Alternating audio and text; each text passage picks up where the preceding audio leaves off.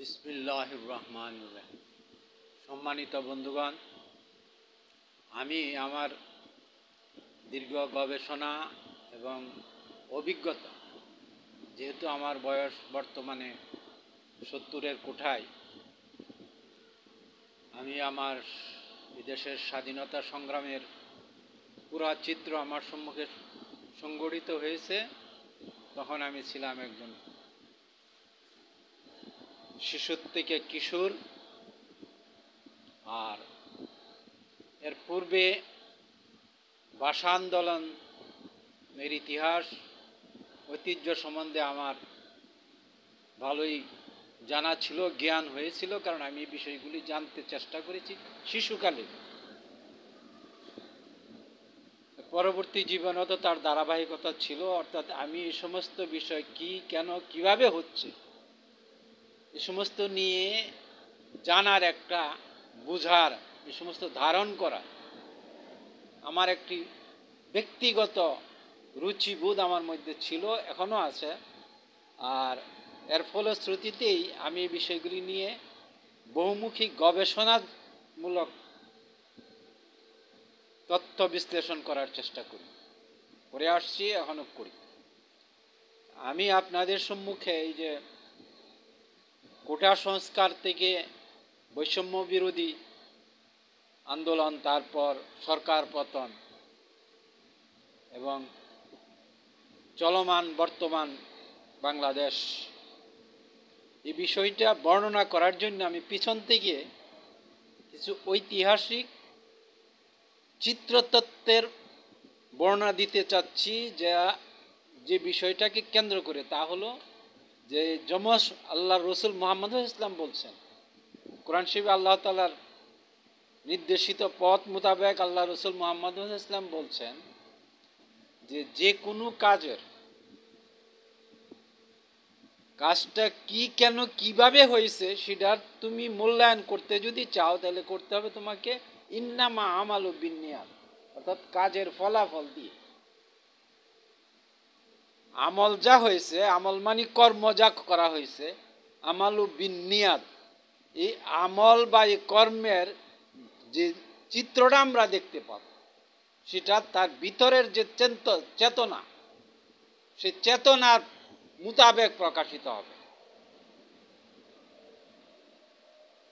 আমরা 52-র ভাষা আন্দোলন সম্বন্ধে কি জানি? যারা আমাদের ভাষাকে হরণ করতে চেয়েছিল, তাদের চেতনা কি ছিল? এটা কি ব্যাখ্যা করার প্রয়োজন আছে? ফল কি হলো? যারা পবিত্র চেতনা ধারণ করছে বাঙালি, সেই আজকার সেই ঢাকা বিশ্ববিদ্যালয়, সে সকল ছাত্র, তার পরবর্তীতে গোটা জাতি তাদের সাথে যুক্ত হয়। সে চেতনার বহিঃপ্রকাশ হলো, ফল দিয়ে প্রমাণিত হয়ে গেল যে চেতনাটা ছিল, অর্থাৎ আমাদের চেতনাটা ছিল পবিত্র, যা আল্লাহ তাআলার কাছে গ্রহণযোগ্য হয়েছে। যার জন্য ভাষা বাঙালি জাতির ইতিহাসে এক উজ্জ্বলতম নক্ষত্র, এবং সমস্ত পৃথিবী আজকে সেই ভাষাকে, সেই ভাষা আন্দোলনকে, সেই ভাষা বিপ্লবকে ধারণ করে। আর এই ভাষা বিপ্লব, ভাষা আন্দোলন, ভাষাকে কেন্দ্র করে আমরা একটা বিশাল মর্যাদা অর্জন করেছি বাঙালি জাতীয় ইতিহাসের মধ্যে। ঠিক এমনিভাবে আপনার আমাদের স্বাধীনতা সংগ্রাম, বিস্তারিত বলা তো যাবে না, কিন্তু দু একটি কথা না বললেও হবে না। আওয়ামী লীগের নেতৃত্বে স্বাধীনতার পক্ষে, কিন্তু শেখ মুজিব তো প্রথমেই স্বাধীনতা দাবি করেন না, অধিকার দাবি করা হয়েছে, ন্যায়সঙ্গত অধিকার। তারপরে নির্বাচন হলো, নির্বাচনে ব্যাপক ভোটে সংখ্যাগরিষ্ঠতা অর্জন করলেন। এটা তো ন্যায়ের উপরে ন্যায়, দাবি যাই তা হোক, নির্বাচনে নির্বাচিত প্রতিনিধির হাতে ক্ষমতা দিতে হবে। এর ব্যাপারে কোনো রকমের দ্বিমত করার কিছু আছে? কিন্তু এই ন্যায়সঙ্গত অধিকারটুকু হরণ করা হয়। তাতে তারা কি করলো? তাদের ভিতরের অবস্থানটা কি প্রকাশ পাচ্ছে হরণকারীর? যে একটা জাতিকে সে দাবিয়ে রাখবে, ধ্বংস করবে। ঠিক এমনিভাবে আমরা ক্রমান্বয়ে স্বাধীনতা সংগ্রামের দিয়ে গিয়েছি। আমার চোখে দেখা স্বাধীনতা সংগ্রামের যারা নাকি মাঠে ঘাটে কাজ করেছে, তখনকার ছাত্র লীগের যারা নাকি, আমি তো আমার বাড়ি ভৈরবের যারা নেতৃত্ব দিয়েছে, আমি একজন কিশোর হিসাবে যা দেখেছি, আমি তখন প্রাইমারি স্কুলের স্টুডেন্ট, তখন আমি যা দেখেছি যারা নাকি এই ৭১-এর পূর্বে স্বাধীনতা সংগ্রামকে কেন্দ্র করে যারা নাকি বিভিন্ন প্রোগ্রাম, বিভিন্ন বক্তব্য নিয়ে এলাকায় চষে বেড়াইছে, ঘুরিয়েছে ছাত্রলীগের ব্যানারে, তাদের কর্মকাণ্ড, চিন্তা চেতনা শুধু স্বচ্ছতা আর দেশপ্রেমে ভরপুর ছিল। এটা আমার দেখা, আমার চোখে দেখা সেই সময়টা, সে কিশোর জীবন। তারপর আসলো স্বাধীনতা যুদ্ধ। আমরা শেখ মুজিবের আহ্বানে এবং ক্রমান্বয়ে ২৪ বৎসরে, এবং সেই ব্যক্তি ১৩-১৪ বৎসর জেলখানায় থেকে যে মাঠ প্রস্তুত করলেন, সেই মাঠে দাঁড়িয়ে তিনি ২৫শে মার্চে স্বাধীনতার ঘোষণাপত্র পাঠ করলেন। সামান্য অংশটুকু বাকি রাখলেন, এটাও ছিল কেন, যে আন্তর্জাতিক আইন বিধিবিধানকে অনুসরণ করা, অর্থাৎ ন্যায়, নীতি, ইনসাফ এবং আইনের ভিত্তিতে আন্দোলন সংগ্রাম, এবং সেই সাথে কি হবে, ফল সেভাবে তৈরি হবে। সকল কিছুর পরেও ২৫শে মার্চ বাঙালি এক মহাপ্রলয়ের সম্মুখীন হয়ে গেলেন। ঘুমন্ত মানুষের উপর হানাদাররা ঝাঁপিয়ে পড়ল। মাত্র ৯ মাস, ৩০ লক্ষ শহীদ, এই ৯ মাসে বিশাল ব্যাপার। কিন্তু অর্জনটা, একটা জাতি ৯ মাসে ৩০ লক্ষ প্রাণ দিয়ে, ২ লক্ষ নারীর ইজ্জত দিয়ে স্বাধীনতা অর্জন করল।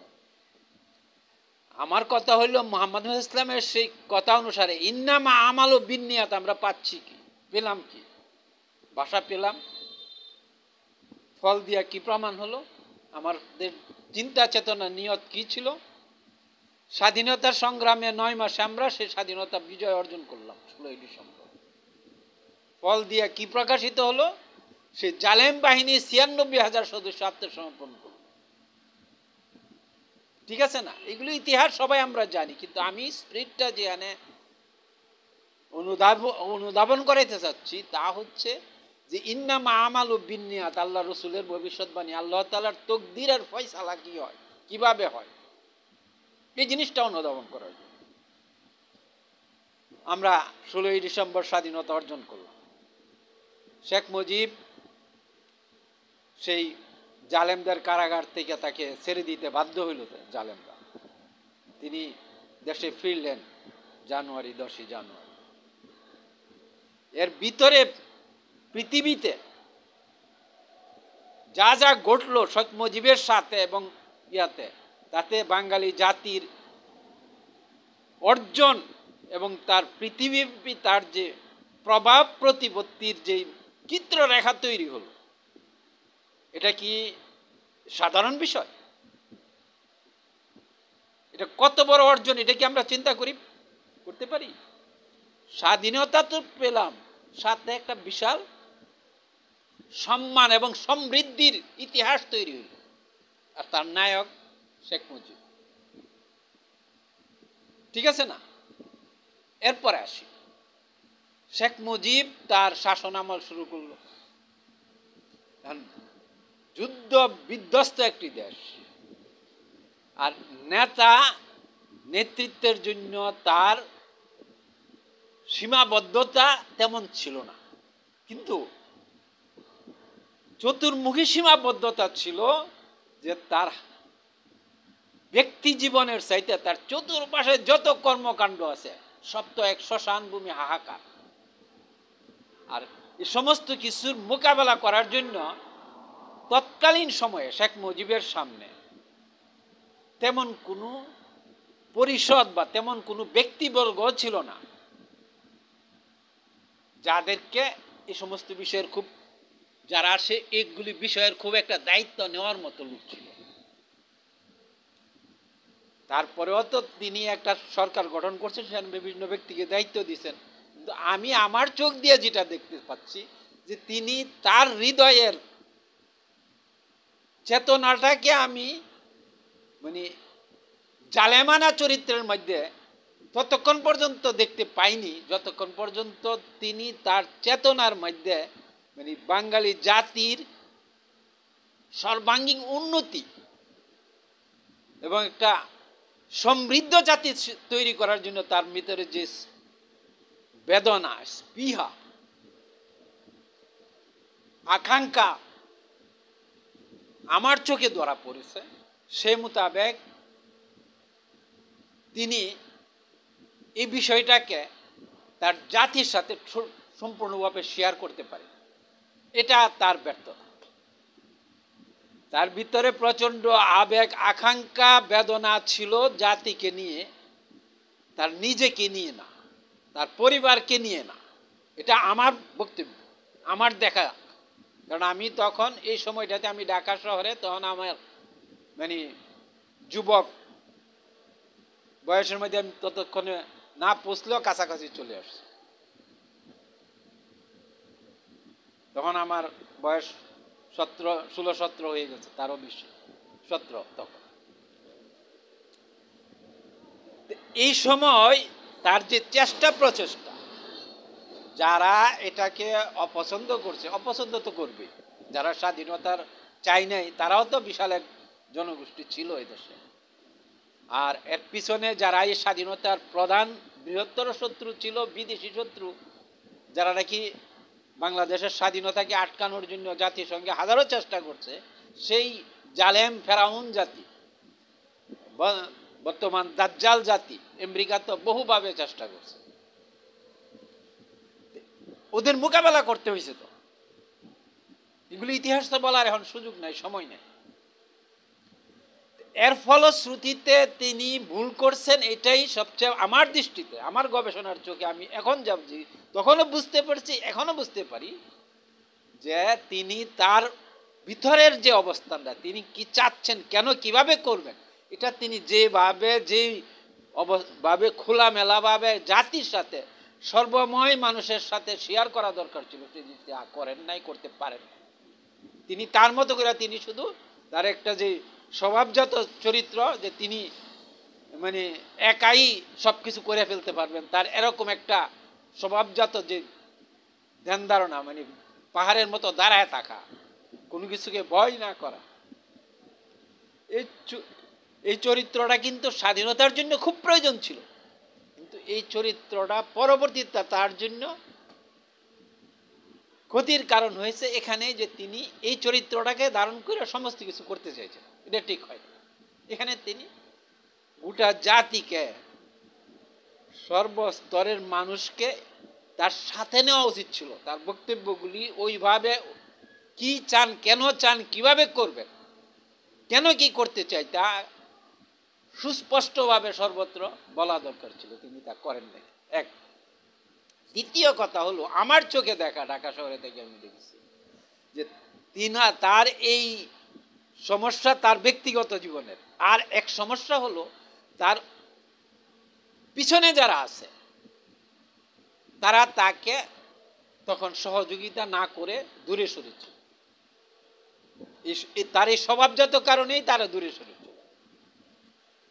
এই সুযোগে যারা নাকি বিরোধী শক্তি ছিল, তারা সমাজে বিভিন্ন পরিকল্পিতভাবে, আমার চোখে দেখা, আমি যে এলাকায় ছিলাম সেখানে বাহির থেকে এক পান্ডা চলে আসছে, আইসা সেখানে সে দেখে সেখানে সে আওয়ামী লীগের লেভেলে মানে সন্ত্রাস সৃষ্টি করছে মহল্লাতে।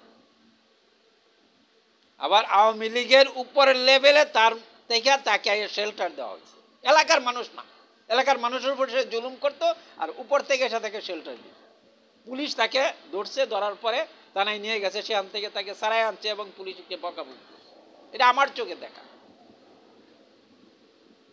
অর্থাৎ মানে সমাজে বিশৃঙ্খলা সৃষ্টি করার জন্য একটা প্রি প্ল্যান পিছনে কাজ করছে। এটা শেখ মুজিব মোকাবেলা করতে পারেন, এটা তার ব্যর্থতা। আমার চোখে দেখা যায়, আমি বলছি, আমি অন্য কারোর সাথে বিতর্কে যাচ্ছি না। ৭৫ 15ই আগস্ট ঘটনা ঘটে গেল। এই যে ওই দিনও শুনলাম এক সমন্বয়ক বলতেছে যে ৭৫-এ মানুষ মিষ্টি বিতরণ করছে। বাস্তব কথা, আমি আমার চোখে দেখা মিষ্টি বিতরণ করছে, কিন্তু মিষ্টি বিতরণ করছে কারা, কোথায়, কেন, এটা কি তারা জানে? আমি রাস্তায় সে সময় একজন যুবক, প্রাথমিক পর্যায়ে আমি ঢাকা শহরের এই বিপ্লবী যে ঘটনা, হত্যাকারীরা যেভাবে নাকি বিপ্লব ঘটায় সে গোটা সমস্ত কিছু দখল করে সেখানে রাস্তায় আনন্দ ফুর্তি করতেছিল, তাদেরকে আমি স্বচক্ষে নিজে দেখেছি। বন্ধুগণ, আমি এখানে যে বিষয়টা আপনাদের সামনে উপস্থাপন করতে চাচ্ছি, আমার যে লক্ষ্যটা এখানে কথা হলো যে শেখ মুজিবকে হত্যা করা হলো তার পরিবার সহ, এটা তার কর্মের ফল কি না, এটা বোঝার জন্য আমার সময় লাগছে। আমার গবেষণার চোখ দিয়ে এই জিনিসটা আমি ফল ছাড়া, অর্থাৎ তিনি ভুল করছেন এটার ফল, নাকি তার মানে ভিতরের নিয়ত, অপবিত্র নিয়তের ফল, দুইটার মধ্যে বেশ কম হবে না? ভুলের ফল এরকম হয় না, কিন্তু অনেক সময় এই ধরনের ঘটনা, যদিও আমি এখন সে তত্ত্বে যেতে পারবো না, অর্থাৎ সৃষ্টি তত্ত্বের একটা জগৎ আছে, সেখানে যদি আপনি যাইতে পারেন তাহলে দেখতে পাবেন যে অনেক বিপর্যয় সৃষ্টি করা হয় বা সৃষ্টির প্রয়োজন হয় আল্লাহ তাআলার প্রোগ্রাম মোতাবেকই। আল্লাহর মহাপ্রোগ্রাম বাস্তবায়নের জন্য বিপর্যয় দরকার হয়ে যায়। এটা আল্লাহ তাআলার প্রোগ্রাম, আমি সেদিকে গেলে আর এখন এই ঘটনা বলা হবে না। যাই হোক, শেখ মুজিবকে মারে আনন্দ করলো, ঠিক আছে, কিন্তু এরপর আসেন যারা ক্ষমতা নিল, মুস্তাক, জিয়াউর রহমান, হ্যাঁ, তারপরে এরশাদ, আরো যারা, খালেদা জিয়া। আমার বক্তব্য হচ্ছে এখানে যে তারা দেশের জন্য যত কথাই বলুক, কিন্তু আমার বক্তব্য হচ্ছে যে তারা যে সময়টা দেশ শাসন করেছে, সময়টা তো কম না, এই ৭৫ থেকে প্রায় 25-30 বছর, মধ্যাহ্নে 5 বছরের জন্য 96-তে হাসিনা আসছিল, এটা আমি বলতেছি পরে। কিন্তু তাদের যে এই দীর্ঘ সময়, এই শাসকদের, তাদের অর্জনটা কি আমাকে বলেন তো কেউ? তারা কি জাতির জন্য কোথায় কি বিশেষ কিছু করেছে যেটা নাকি আপনার ইতিহাসে বা জাতির মেরুদণ্ডতে, জাতির উন্নতি অগ্রগতিতে তেমন কোনো ভূমিকা রাখছে বা রাখার মতো কিছু একটা আছে করে কি একটা কি আমি দেখতে পাই, দেখাইতে পাই? আমার দৃষ্টিতে, আমার গবেষণাতে তারা কেউ তেমন কিছু অর্জন করতে পারে। কারণ কি?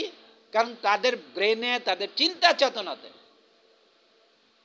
অর্জন করার মতো চিন্তা চেতনা নিয়ে তারা এই ক্ষমতা গ্রহণই করতে পারে। পিছনের দরজা দিয়া চোর বা ডাকাত যখন নাকি কারো বাড়িতে প্রবেশ করে, সে মহৎ কিছু করবে, এটা তো প্রশ্নই উঠতে পারে না।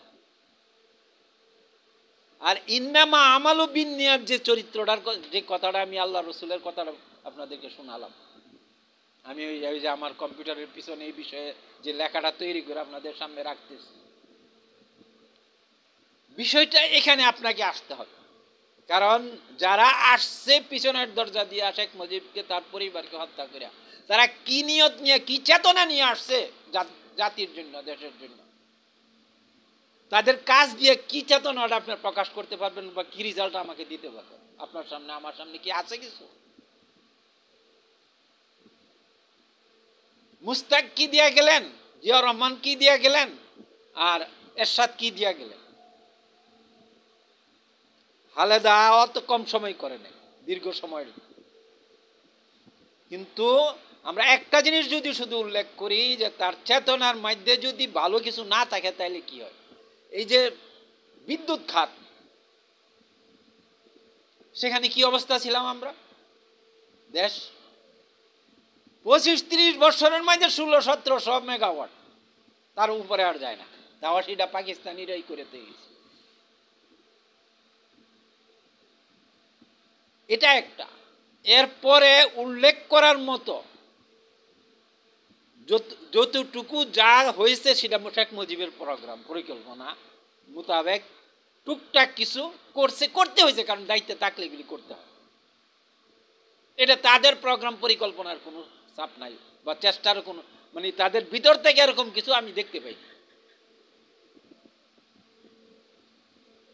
কেউ যদি কারো কাছে এরকম কিছু ভালো কিছু থাকে তাহলে সেটা আমার সামনে বা এই বিতর্কে উপস্থাপন করার জন্য অনুরোধ করছি। এরপরে আসেন 96-তে হাসিনা মানে অনেক সংগ্রামের পর তার পালা আসলো, সে আবার বাংলাদেশের প্রধানমন্ত্রী ক্ষমতায় আসলেন, সরকার প্রধান হলেন। হওয়ার পর সে কি কি প্রোগ্রাম করলো, কি কি পরিকল্পনা করলো, এটা কিন্তু তার ম্যাক্সিমামই শেখ মুজিবের করা। সেগুলি সে শুধু ধারণ করে চেষ্টা করছে, আগাইতে পারে নাই। 5 বছরে সে যতটুকু করার তার গোড়াপত্তন মানে সূচনা করে তার বিদায় হয়ে গেছে। আর সে তখনও বুঝতে পারে নাই যে তার এরকম বিদায় হবে, কারণ সে যে আঙ্গিকে যেভাবে কাজ করছে, তত্ত্বাবধায়ক বিধিবিধান রাইখা যেভাবে কাজ করছে, সে 5 বছর শেষ করে প্রেসিডেন্টের কাছে যায় ক্ষমতা দিয়ে, তার গণভবনে তার আসার কথা ছিল, সে পর্যন্ত পৌঁছতে পারেনি। ক্ষমতা দিয়া বঙ্গভবন থেকে বাইর হওয়ার পরেই দুনিয়া উল্টায় ফেলছে। সে লতিফুর রহমান, যার হাতে ক্ষমতা মানে তত্ত্বাবধায়ক সরকারের যিনি দায়িত্ব নেন, এবং তার সাঙ্গু পাঙ্গুরা মিলে মানে সব উল্টায় ফেলল। নির্বাচন এক পেশে হইল না। কি হইল সেগুলি আপনারা জানেন। এক মানে হাসিনাকে, তার দলকে ওরা ঘোষণাই করলো যে তারা 20 বছর আর 50 বছর ক্ষমতা আসতে দিবে। এগুলি আমার শোনা কথা, আমার দেখা কথা, আমার সামনের ইতিহাস। জঘন্যভাবে সে নির্বাচনে হাসিনাকে হারানো হলো। আসলো খালেদা সরকার। 5 বছর পর্যন্ত এই হাসিনা আওয়ামী লীগকে নিয়ে এই সরকারের বিরুদ্ধে লড়াই করল মাঠে। 5 বছর কভার হইল, এখন নতুন নির্বাচন হবে। সেই প্ল্যান কি ইয়াজউদ্দিন প্রেসিডেন্ট আর তত্ত্বাবধায়ক কে দায়িত্ব নিয়ে নিল ইয়াজউদ্দিন, কি করলো এগুলি ইতিহাস কি আমার বলার সময় আছে? এইগুলি কি ভালো নিয়তের কোনো প্রমাণ বহন করে? আমাকে কেউ কি বলতে পারবেন যে হ্যাঁ এটা তার ভিতরে খুব পবিত্রতা ছিল, সেই কাজগুলি করছে, পবিত্র চেতনা নেই? এর ভিতরে 21শে আগস্ট সরকারি ব্যবস্থাপনায় তার লোকজন দিয়ে সন্ত্রাসী আইনা সেখানে একটা দলকে, দলের সমস্ত ইয়াকে প্রকাশ্যে ময়দানে গ্রেনেড দিয়ে মেরে ফেলল, চেষ্টা করে বহু মানুষ মেরে ফেলল। আচ্ছা বলেন, পৃথিবীতে এর চেয়ে বড় অপরাধ, এর চেয়ে বড় জালেমানা কি আর কিছু হয়?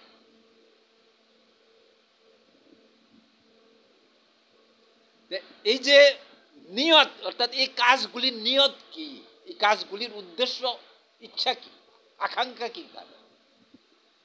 আচ্ছা যাই হোক, এরপরে তারা আবার নির্বাচন করে সরকার গঠন। তা হাসিনা আওয়ামী লীগকে নিয়ে তার দলকে নিয়ে আসে প্রচণ্ড প্রতিরোধ গড়ে চললো। শেষ পর্যন্ত প্রতিরোধের মুখে আবার নতুন নির্বাচন হলো। শুধু নির্বাচনই হলো না, কিভাবে নির্বাচন হলো? সে সরকার, সে ব্যবস্থা ভেঙে পড়লো। এই যে তত্ত্বাবধায়ক আসলো। তত্ত্বাবধায়ক বলতে সামরিক সহায়তায় যে এখন যে অন্তর্বর্তীকালীন সরকার, সেই সরকারের মতোই সরকার। এই 2006-07 এরা বহু চেষ্টা প্রচেষ্টা করছে, কিন্তু ইন্নামা আমালু বিন্নিয়াত। আমরা সবাই, আমার মনে হয় এই দেশের 80% মানুষ ওই সরকারকে সমর্থন করছে। তত্ত্বাবধায়ক হোক আর যাই হোক, এই ফখরুদ্দিনের সরকারকে আমরা সমর্থন করছি যে এই দলীয় যে শয়তানি আছে এইগুলির থেকে মুক্ত হওয়ার জন্য। আমি ব্যক্তিগতভাবে পূর্ণাঙ্গ সমর্থন দিচ্ছি, কিন্তু 2 বছর সময়ের পরেও তো কিছুই করতে পারলো না। কারণ একটা ইন্নামা আমালু বিন্নিয়াত, তার নিয়ত মানে গুড়াতে গলত প্রচেষ্টা ভালো ছিল। সে এরা যায় পরবর্তীতে, অর্থাৎ নোংরামির ফলটা যেটা, অর্থাৎ ইন্নামা আমালু বিন্নিয়াতের পরিণতি যে মন্দ, তার ফলটা এটা যে তারা আবার দলীয় প্রক্রিয়াতে প্রচারণা মাঠে প্রসেশন শুরু করল। যত দুইজনের মাইনাস করার চেষ্টা করতে যায় তো অনেক কিছু করলো, তাতেও যখন ব্যর্থ, তারপরে নির্বাচনী ইয়াতে তারা আসবে সেরকম একটা প্রচারণা করলো, কিন্তু তাতেও ব্যর্থ হয়ে পরে যাই হোক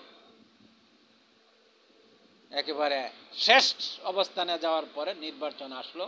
সেই নির্বাচনের সমস্ত জাতি এবং কি বিএনপির সদস্যরা পর্যন্ত, বিরোধী দলে যারা ছিল এরা পর্যন্ত আওয়ামী লীগকে সমর্থন করে ভোট দিল যে এখন আওয়ামী লীগ পালা। 9 সনে আসলো। এই যে আওয়ামী লীগ আসার পর হাসিনা যে কাণ্ডগুলি করলেন, তত্ত্বাবধায়ক ব্যবস্থা উঠাই দিলেন। কেন উঠাই দিলেন? ওই যে অভিজ্ঞতা 96 দেশে তত্ত্বাবধায়ক হাতে 2001-এ ক্ষমতা দেওয়া গড়তে ফিরতে পারে নাই, ওই বঙ্গভবন থেকে বাসায় বন্ধে পড়তে পারে নাই। এই যে অপস প্রচেষ্টা, নোংরামি, শয়তানি, এর কারণে হাসিনার মধ্যে নেগেটিভ দিকে যাওয়ার প্রবণতা সৃষ্টি হওয়ার উপকরণগুলি তারা সৃষ্টি করেছে। প্রথম কিন্তু তার এই অবস্থা সে ছিল না। এটা আমার পর্যবেক্ষণ, আপনারা কে কি বলবেন বলতে পারেন। আর যখনই সে এই দিকের এইগুলির থেকে নিজেকে সেভ কইরা তার লক্ষ্যের দিকে, তার সে যে লক্ষ্য স্থির করছে, তার বাবার স্মৃতি চারণ করবে, সে দেশকে স্বর্গ বানাবে, সমস্ত প্রোগ্রাম তার ভিতরে তার বাবার থেকে মানে জেনেটিক্যালি লাভ করা। এই জেনেটিক্যালি লাভ করা জিনিসটাকে আমি মন্দ বলছি না, কিন্তু জেনেটিক্যালি জিনিস লাভ করতে যায় আর তুমি অপরের অধিকার হরণ করবে, নির্বাচনী ব্যবস্থাকে কুক্ষিগত করে ফেলবে, এটা তো প্রয়োজন ছিল। দরকার হলে তোমার হাত থেকে ক্ষমতা চলে যেত, আবার তুমি আসতে পারতে 5 বছর, কিন্তু এই দিকে মনোযোগ নাই, ধরে রাখতে হবে। কারণ হলো তার লক্ষ্য সে স্থির করছে, সে এইগুলি বাংলাদেশকে বিশাল কিছু করে ফেলবে, এগুলি সে করতে হবে, তার থাকতে হবে। এই যে নেগেটিভ প্রবণতা, ইন্নামা আমালু বিন্নিয়াত, এখানে যে হাসিনার ভুল, এই ভুল করতে যায় সে তার অনেক কিছুই সে হারাইতে শুরু করছে। অর্থাৎ স্বচ্ছতা যখন হারাইতে থাকে মানুষ, তখন অস্বচ্ছতা, নেগেটিভের দিকে তার প্রবণতা চলতে থাকে। এটা হলো বাস্তবতা। ফলটা কি হলো? ফলটা হলো আজকের এই ভরাডুবি। ফলটা হলো, প্রথম ফলটা হলো যে এই সমস্ত করতে যায় এই ছাত্রলীগ নামের এক দুর্দর্শ জালেম প্রকৃতি বিশ্ববিদ্যালয়গুলিতে তৈরি করে দিচ্ছে, যে জালেম মানুষের হৃদয়ের ভালোবাসাটুকু যেটা আওয়ামী লীগ পেত সেটা কেড়ে নিচ্ছে, নষ্ট, ধ্বংস করছে ছাত্রদের থেকে। এরপর এই যে নির্বাচনী, এই যে এক দলীয় নির্বাচন, এটা করতে যায় সাধারণ মানুষের কাছ থেকে তারা বিচ্ছিন্ন হয়েছে। একইভাবে তার যেই পুলিশ বাহিনী কেসে যেভাবে সাজাইছে, কারণ এইগুলি করতে যায় বিরোধী দলের উপরে প্রচন্ড দমন পীড়ন করছে। এই যে এই সমস্ত কর্মকাণ্ডগুলি, এগুলি তো সাধারণভাবে পজিটিভ চেতনার ফসল না, অর্থাৎ ইনসাফ প্রবণ, পজিটিভ চেতনাটা হবে ইনসাফ প্রবণ, ন্যায় নীতির ভিত্তিতে। এটা তো হয়নি। তার ফল হলো এই যে 5ই আগস্ট 2024। সামান্য শক্তি দিয়ে তার বিশাল সৌধ যেটা নির্মাণ করেছিল ওটা নিমিষে দশা গেছে। কারণ হলো সে নিজেই এর জন্য উপকরণ তৈরি করে দিয়েছে। তার কথাবার্তা, তার আচার আচরণ মানে এই জায়গায় চলে গেছে। এটা আমার চোখে, আমার গবেষণার চোখে দেখা ফলটা, অর্থাৎ ইন্নামা আমালু বিন্নিয়াত, তার যেখানে গেছে সেখানে তার এই ফল প্রাপ্য, যে ফল সে আজকে পেয়েছে। ঠিক আছে না বন্ধুগণ? এই ফল পাওয়ার পর আজকে যারা, আমি কিন্তু কথা শেষ করতেই আমার সময় কম, আজকে যারা নাকি ছাত্র আন্দোলন করে যে বিপ্লবের মাধ্যমে হাসিনাকে তাড়ায় দিয়ে তারা মসনদ দখল করে নিল, তারা তাদের যে সরকার তৈরি করলো, মানে অন্তর্বর্তী সরকার, তাদের ইন্নামা আমালু বিন্নিয়াতের ফল কিন্তু প্রকাশ হয়ে গেছে প্রথম কদমে। সব 10 দিনের ভিতর একটা ফল প্রকাশ হয়ে গেছে, যে ফলটার উপরে আমি, যে ফলটা দেখার পরে আমি এই বক্তব্য দিতে বাধ্য হলাম, যার জন্য আমি লিখছি। শুধু এতদিন অপেক্ষা করতেছি, দেখতেছি কি হচ্ছে, কোন দিকে যাচ্ছে। আমার চোখে দেখা না, আল্লাহর রসুল এবং বাস্তবতার আলোকে সেই ঘটনা হলো 15ই আগস্ট 2024। শেখ মুজিব, তার যে অবদান, তার যে ইতিহাস, বাঙালি জাতির যে ইতিহাস, এটা কি এই ছাত্র সমাজ জানে না? এটা কি এই দেশের মানুষ ভুলে গেছে? হাসিনা কি করছে, কত অপরাধ করছে, সেটার এখানে কোনো আলোচনার বিষয় না। শেখ মুজিব যে অবদান, যে ইতিহাস, তার সামনে শেখ মুজিবের নিজের জীবনের কতটুক কি ক্ষতিকর কাজ আছে, যেটা দিয়ে আপনি এই সমস্ত কিছুকে মানে ডিফেন্ড করতে পারেন, সমস্ত কিছুকে বাতিল করে দিতে পারেন। আমরা শেখ মুজিবের জাতীয়, আমার বাঙালি, আমার সত্তা, আমার রক্ত, আমার জীবন, আমার মাটির সাথে আমার যে সম্পর্ক, সেই সম্পর্কের সাথে আমার ইজ্জত, অস্তিত্ব এবং পৃথিবীতে আমার যে অবস্থা, আমার জাতির যে অবস্থা, সেখানে শেখ মুজিব এক অবিচ্ছেদ্য সত্তা। তাকে কোনোভাবে খাওয়া প্রতিপন্ন করা, এই জাতির মাথা কেটে ফেলা, এই জাতির বুকে ছুরি চালানো,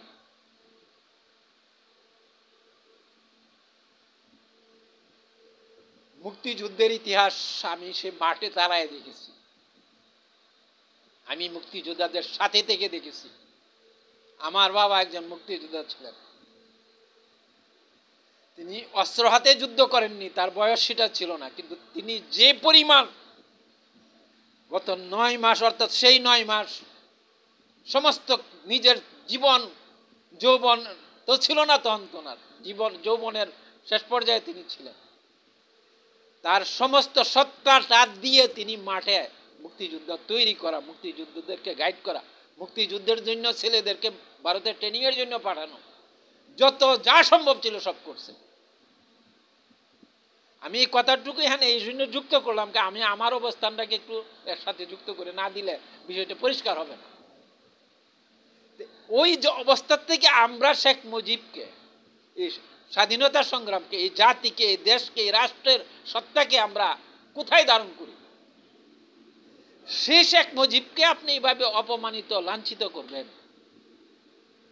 সেই শেখ মুজিবের মৃত্যুবার্ষিকীতে আপনি মানুষকে নগ্ন করবেন, কান ধরে উঠবস করাবেন, গাড়ি ভাঙবেন।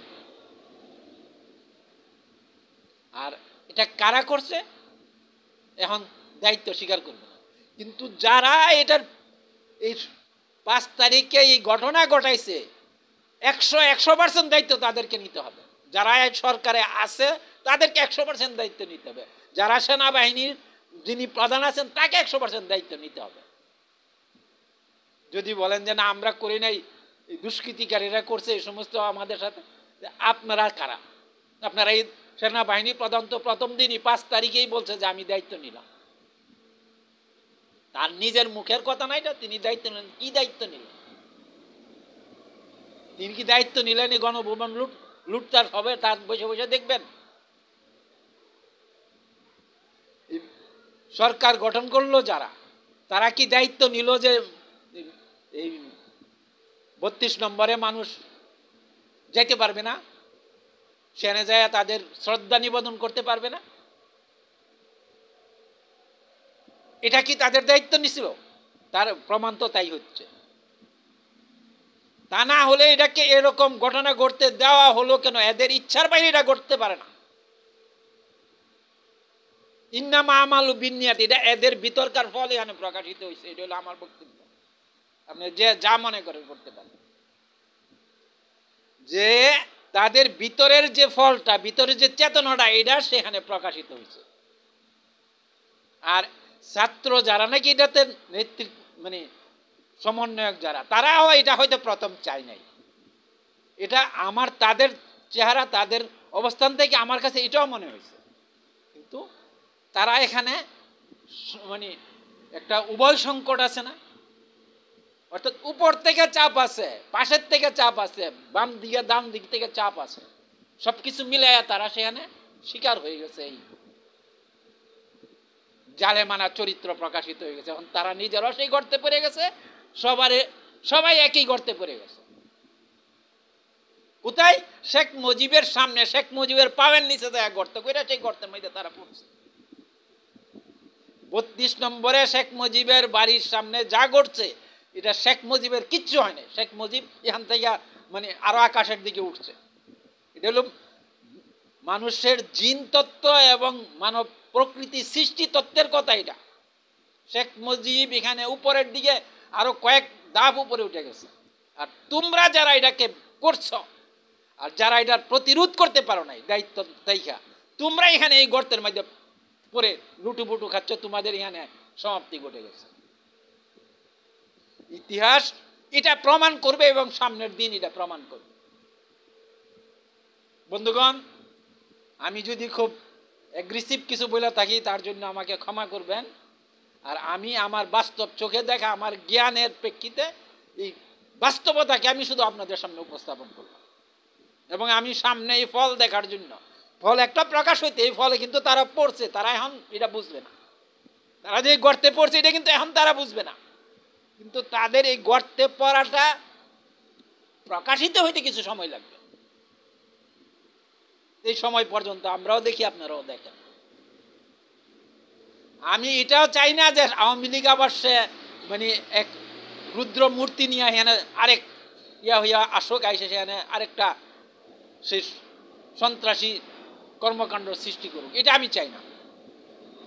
আমি চাই এদেশে সাধারণ মানুষ, আমরা যারা আমরা শান্তিতে নীরবে থাকতে চাই, দেশটা শান্তি সমৃদ্ধ উন্নতির পথে চলবে। আর এর জন্য প্রয়োজন নেতৃত্ব। সেই নেতৃত্ব ছাত্রদের ভিতর নাই, থাকার সুযোগ নাই। তারা সেই কোয়ালিটি, সেই মানে সেই সময়ই তাদের হয় নাই, সেই বয়সই হয় নাই। আর বাকি আমি বলবো না, সেগুলি ফল আরো সামনে প্রকাশিত হবে। বন্ধুগণ, আমি এখানে থেমে গেলাম। ফল দেখার জন্য আমরা সম্মুখে অগ্রসর হতে থাকবো ইনশাআল্লাহ।